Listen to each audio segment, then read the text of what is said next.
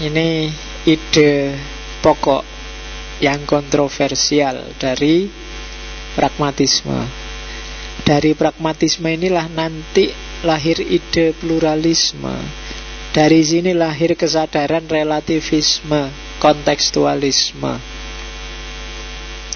Jadi katanya William James, truth happens to an idea. Jadi selama ini kan kita menganggap benar salah itu sesuatu yang given, yang mutlak, yang sudah ada pada diri sesuatu.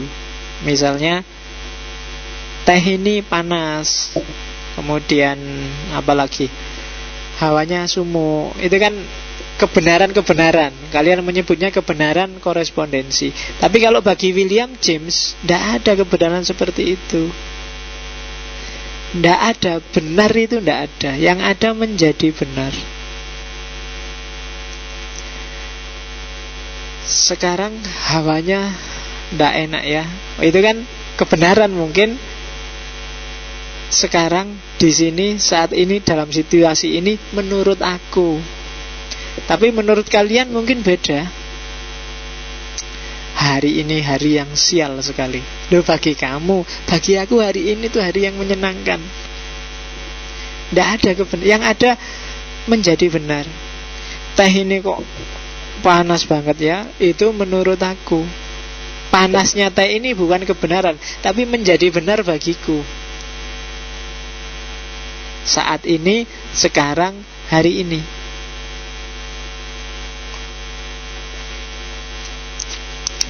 Aku lihat wajahmu itu pingin mukul, pingin itu loh. Loh itu kan mungkin kebenaran, cuma kebenaran bagiku saat ini. Aku sedang jengkel luar biasa, cuma ndak wani bales wanine ning kowe. Nah itu menjadi benar. Agama nanti juga seperti ini. Tidak ada kebenaran yang mandek, yang diam, statis, mutlak. Dia selalu bergerak. Menjadi benar menurut aku, menjadi benar menurut dia. Al-Qur'annya bisa sama, tapi begitu dibaca Imam Asy'ari, begitu dibaca Imam Syafi'i, begitu dibaca Imam Hanafi, melahirkan kebenaran-kebenaran yang sangat variatif. Kenapa? Karena benar yang diam itu tidak ada. Yang ada selalu menjadi benar. Jadi truth happens to an idea. Idenya Syafi'i benar menurutku, tapi tidak benar menurut orang yang mazhabnya Hanafi. Jadi truth happen to an idea. Jangan percaya dengan kebenaran yang statis, dilembagakan, yang diabsolutkan. Jangankan itu, Tuhan aja kan di kepala kita bisa macam-macam loh. Allah versiku dengan Allah versimu, penangkapanmu tentang Allah, penangkapanku tentang Allah bisa beda-beda. Ya mungkin yang karena kamu belajar syariah, belajarnya fikih, terus Allah itu bagi kamu lebih dominan sifat hakimnya, adilnya. Pokoknya ngukur, kalau kamu sholatnya gak benar, besok tak sate di neraka. Kalau kamu sholat jadi Allah jadi tukang sate. Nah akhirnya Allah jadi tukang pukul, Allah jadi tukang bakar-bakar, kan gitu di persepsimu. Jadi bayanganmu Allah itu ada di atas sana, terus menteleng ke bawah, lihat kamu, ayo maksiat kamu, ayo kan gitu. Allah itu selalu gitu terus. Tapi mungkin karena kamu belajar yang lain, mungkin kamu filsafat atau yang Allah itu yang dominan bukan hakimnya Pak, tapi Rahman Rahim. Allah itu sayang pada kita. Nah, jadi kalau lihat kamu maksiat, lulu maksiat anjir. Nah, kalau senyum-senyum lihat kamu, mbok jangan maksiat toh, maksiat. Nah, gitu. Persepsinya Allah yang ada di kepalamu dan di kepalaku bisa beda. Loh, Allahnya sama, cuma dia menjadi benar menurutmu dan menjadi benar menurutku bisa beda. Jadi yang satu Allah adil sekali, yang satu Allah penyayang. Jadi yang satu lurus, gak berani belok-belok, yang satu sakuar PDW. Nah, itu kenapa persepsinya tentang Allah beda-beda. Yang satu ngukur kan, takbir aja diukur. Ini tangannya sampai pundak apa sampai bawah telinga ya. Ini kalau kan ada yang gini, Allah, ada yang ada yang gitu aja. Ada yang nggak pakai gini-gini, selesai, beres. Nah, kenapa? Kebenarannya beda-beda. Oke. Yang nuding ada kan, ada yang gini, ada yang biasa, ada yang goyang-goyang, ada yang terus. Bagi kamu bener yang goyang-goyang, ada yang enggak pak, gini mantep pak. Ada yang bilang kan ya wis monggo lah. Ya kan, ada yang belum apa-apa sudah gini, ada yang lemes, ada yang ya. Oke. Jadi truth happen to an idea. Ya itulah, itu indahnya beragama kan gitu. Sekarang orang mudah marah sih kalau ada yang gini-gini. Zaman kecil itu dibikin guyonan. Jadi marah kalau saya dulu habis gini, terus temanku sebelahnya menang aku gitu. Kecil itu seru. Cerita hantu-hantu juga kan zaman kecil. Zaman dulu ada hantu, bentuknya jari ini, jari sepotong. Kalau lagi malam-malam di musola ada jari jalan cit, orang satu musola takut semua sama hantu itu. Didoain nggak nyingkir, dibacain Yasin nggak nyingkir. Akhirnya ada anak kecil yang bisa menyingkirkan hantu jari itu. Begitu hantunya muncul dikasih menang aku, terus hilang hantunya. Oke. Ya itu cerita dari musola itu kan gitu waktu kecil dulu. Sekarang tidak ada ya anak tidur di musola. Kalau saya dulu maghrib sudah di musola, nanti ngaji sampai isya, nanti macam-macam sampai malam tidur di situ. Kalau subuh disempeti sama Pak kaum itu suruh subuh kan itu. Romantisme masa lalu. Kalau sekarang kan enggak. Kalian di masjid pun ya nongkrongnya di luar. Kalau di dalam ya paling sama takmirnya sampai dikunci kan. Ya. Tuh. Epistemologinya berbeda. Oke. Jadi menjadi benar. Ya banyak lah contohnya. Rokok itu tidak benar bagiku, tapi mungkin benar bagimu. Bagiku merusak kesehatan, mungkin bagimu justru mendukung kesehatanmu. Itu kan, kalau saya nggak ngerokok pak, pening pak, itu hal kan beda. Saya mampu rokok pening kan beda gitu. Jadi ya, maka yang nggak ngerokok, ya pahamilah epistemologinya orang rokok. Cuma yang ngerokok ya pahamilah epistemologinya orang yang nggak ngerokok.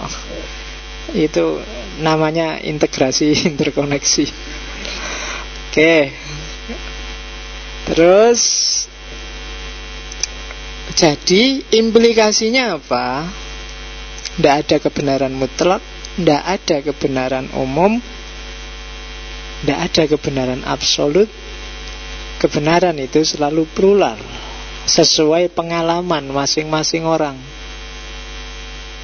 Lembaganya bisa sama, ADART-nya bisa sama, tapi pemahaman tentang kebenaran lembaga dan ADART itu setiap kepala pasti beda-beda. Tradisionalisme itu bisa kamu sebut kolot, tapi juga bisa kamu sebut romantis. Ya kan? Modern itu bisa kamu sebut maju, tapi juga bisa kamu sebut kering. Tergantung menyebutnya. Postmodern itu bisa kamu sebut menghargai lokal, bisa kamu sebut relatif tidak pasti. Loh, macam-macam, tinggal kamu melihatnya. Plural.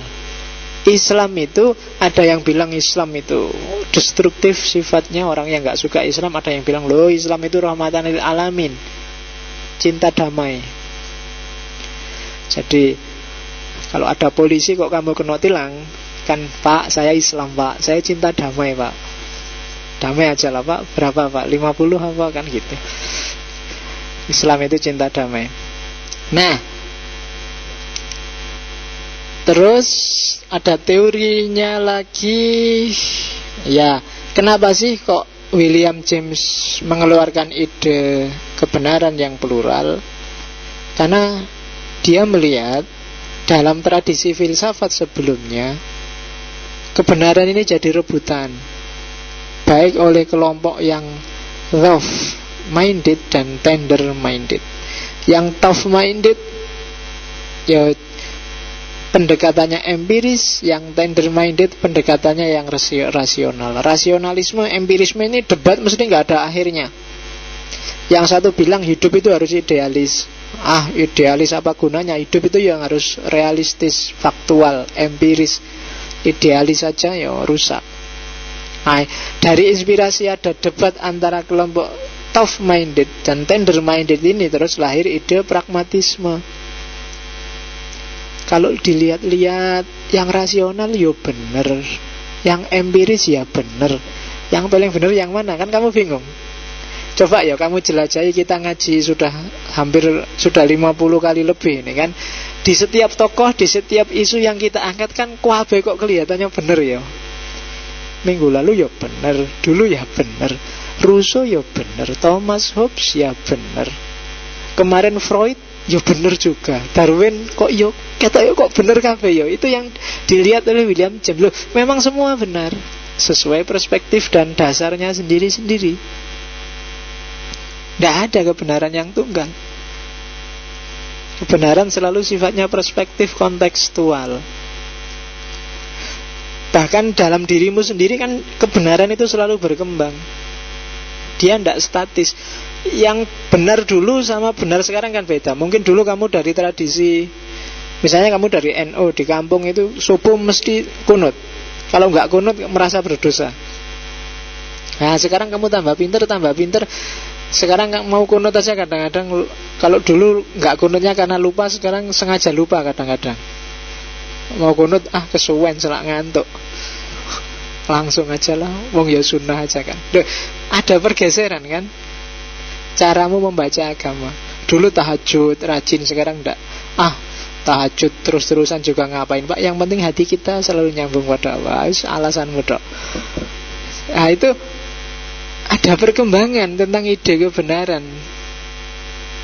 Jadi enggak, kebenaran itu selalu plural. Dan ini nanti yang diwarisi oleh orang-orang posmo.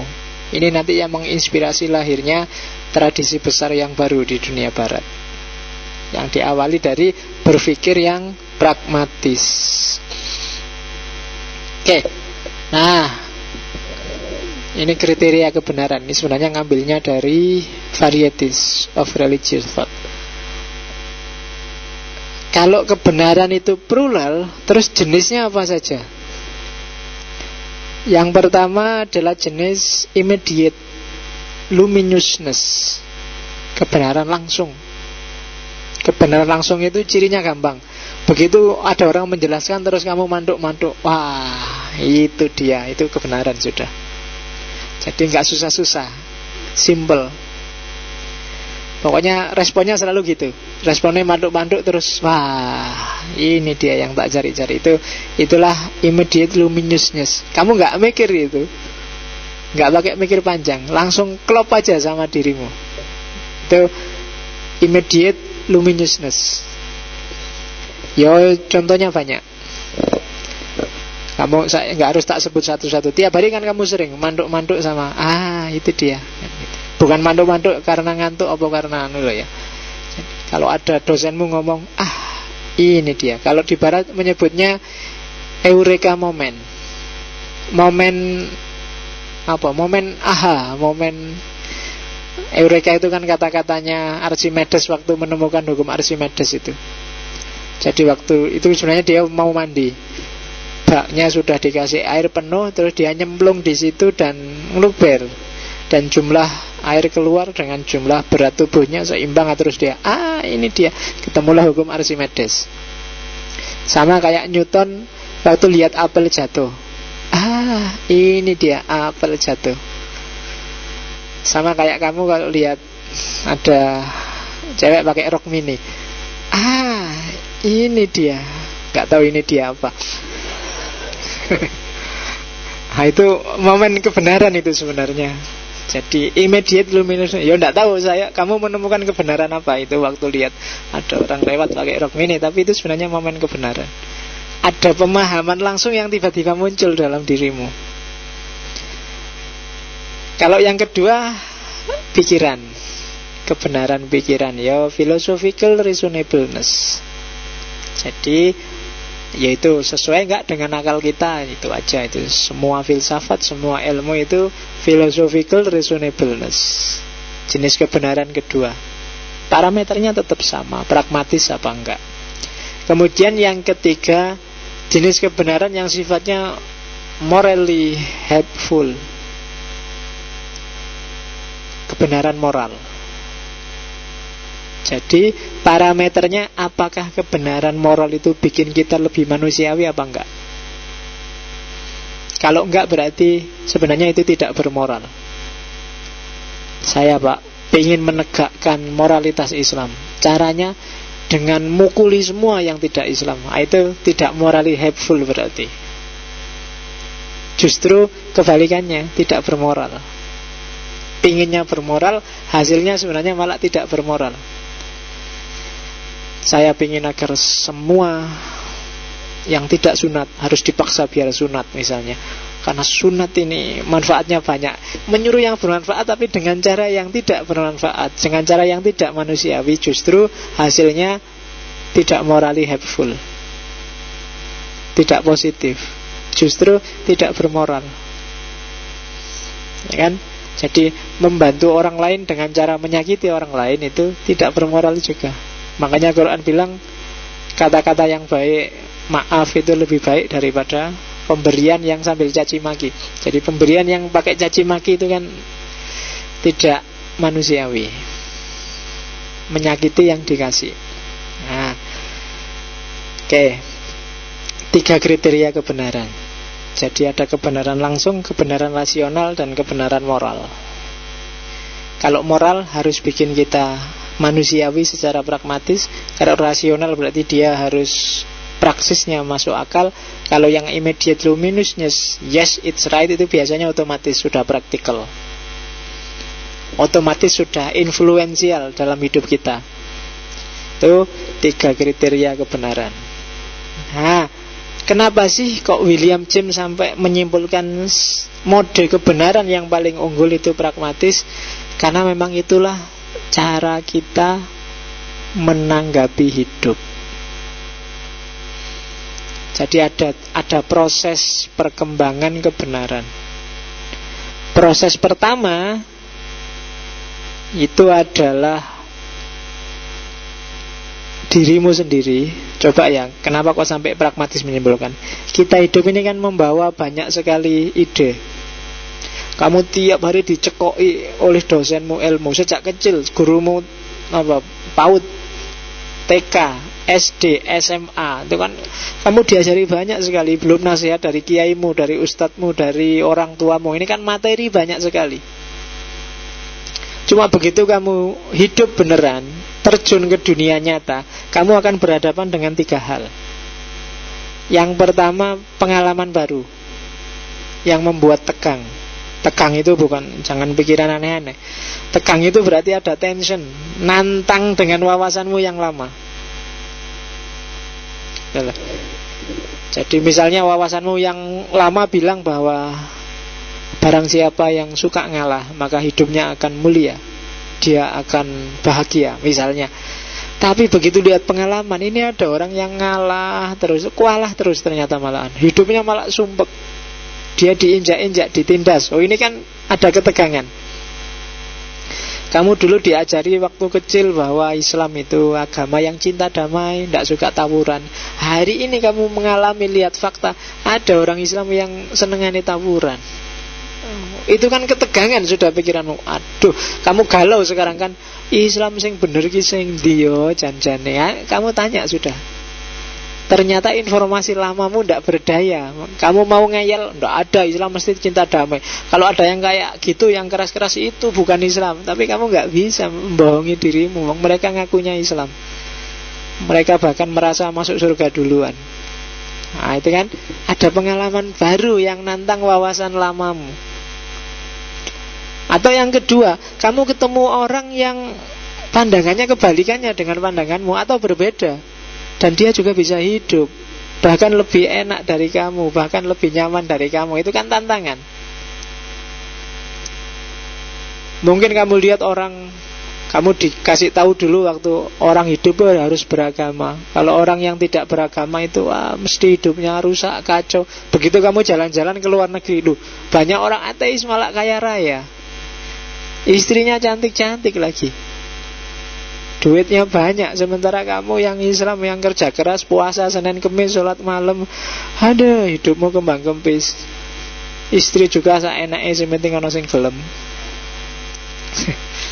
Karena kan Kalau dalam bahasa Jawa apa? Syaratipun tiang nikah niku namung kalih sinten. Jadi karena ada yang mau ya cuma itu. Sementara orang yang ateis, nggak duwe Gusti Allah, nggak kenal Tuhan, hidupnya sakarepe dhewe enak. Terus kamu dihapusi sama kiaimu, ndak itu dilulu sama Allah itu. Dianu dan kamu kok berat ya menangkap kayak gini ya, aku yang susah ini, Gusti Allah cuek padaku apa gimana, wong aku sudah sholat duha, sudah sholat tahajud, sudah sholat berat. Tantangan kan ini bagi kamu. Enaknya gimana ini? Masa Gusti Allah cuek padaku? Apa susahnya sih aku dibikin seneng di sini? Apa Allah nggak bisa bikin itu? Tega sekali Allah padaku, kan gitu kamu tanyanya. Ada ketegangan lagi, atau ada keinginan baru. Yang ini kalau pakai perspektif lamamu nggak nyambung. Yo, sejak dulu sih ustadzku ngelarang pacaran itu haram. Tapi kalau sudah jatuh cinta kayak gini gimana ditahan? Kalau ditahan terus sakitnya di situ nanti. Yo kamu urusanmu kan yo di situ. Masa aku kan wis urusannya beres. Ya kan? Ini kan tantangan berat ini. Katanya nggak boleh, tapi ini nggak bisa tidur aku Pak siang malam. Wah, tantangan. Banyak sebenarnya kan yang gini-gini. Ada yang nantang persepsimu, nantang gaya hidupmu, nantang wah. Terus muncul keinginanmu yang baru. Nah, ada dilema batin. Ini yang lama dipertahankan nggak ya enaknya? Step 2. Kamu refleksi. Nah, biasanya terjadi adaptasi. Adaptasi itu misalnya sebenarnya pacaran itu tidak apa-apa kok Pak, asal masih berada dalam koridor ajaran Islam. Wah, itu kan gayamu kan terus gitu. Pokoknya asal Islami tidak apa-apa kok Pak. Sebenarnya nyari justifikasi itu janjane kamu pikiran lamamu masih nggak mau kamu lepas. Sementara yang baru tidak bisa kamu cuekin. Terus kamu bikin adaptasi. Sebenarnya Islam itu tetap bagus ya Pak, hanya oknumnya saja Pak yang jelek. Nah, kan adaptasi. Tapi nanti setelah adaptasi selesai, akhirnya sebenarnya yang lama akan kamu tinggal. Kamu ambil yang baru, yang biasanya yang baru ini yang paling pragmatis, yang paling kamu butuhkan, yang paling kamu inginkan untuk berhasil. Itu yang terjadi biasanya. Dari banyak ide lama, sekarang kamu cermati dirimu sendiri ya. Sejak dulu di kampung, mungkin dulu dari pesantren, yang hari ini ide-ide yang masih kamu percaya sebenarnya ide yang masih pragmatis, masih relevan. Yang tidak relevan itu biasanya sudah banyak kamu buang. Dulu mungkin saya anti TV Pak, anti internet Pak, banyak penyalahgunaan internet banyak. Tapi lama-lama sudah geser sudah. Apalagi lihat video-video gambar kayak gitu tidak Pak. Begitu lihat pertama, kalau cuma sekali tidak apa-apa, saya bisa tobat Pak. Pulang ke kamar, pengen nonton nih, orang apa pola. Oh tidak apa-apa, dosa kecil. Lagi dosa kecil. Lama-lama kan kamu ganti dalil sudah. Lihat kayak gini ini tidak apa-apa. Ini kan ibrotan liulil absor Pak. Wis ganti sudah teorinya sekarang. Dulu nggak boleh, sekarang jadi boleh. Kenapa? Yang lebih pragmatis yang kamu ambil, yang lebih sesuai untuk kepentinganmu. Dan itu yang terjadi dengan progres ide dalam hidup kita. Silahkan kamu cermati sendiri, nanti malam dipikir-pikir, kamu masih percaya apa, sudah gak percaya apa. Yang dulu kamu anggap benar, sekarang kamu cuekin. Yang dulu kamu anggap benar, sekarang kamu gak peduli lagi. Itu mungkin sangat banyak. Karena memang bukan salahmu, ini proses manusiawi.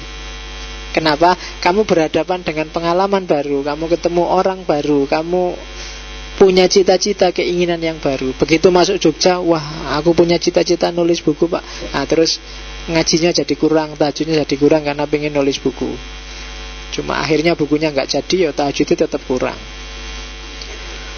Tapi ya tidak apa-apa, karena memang wawasan kita berubah-ubah terus. Tinggal kita manajemennya yang bagus. Oke. Nah, terus mengujinya gimana? Ujian pragmatis itu seperti apa sih? Ujiannya dua, ada prospektif,